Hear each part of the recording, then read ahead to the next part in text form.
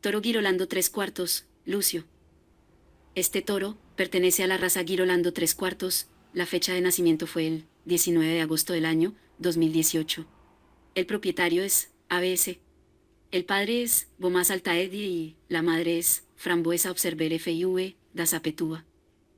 Como abuelos paternos tiene a Westenrae Altaspring y Bomas Boquem 5402 et.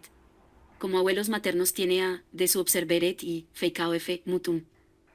Este toro participa en la prueba de progenie de Embrapa, los resultados se darán a conocer el año 2027. Dispone de genética sexada, este toro cuenta con evaluación genómica, transmite a su descendencia beta-caseína 2A2.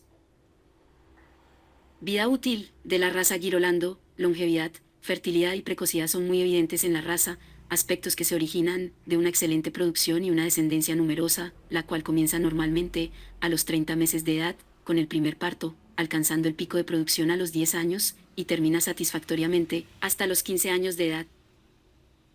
Si quieres adquirir la genética de este toro, en la descripción del video, te dejaré los datos de contacto del distribuidor autorizado.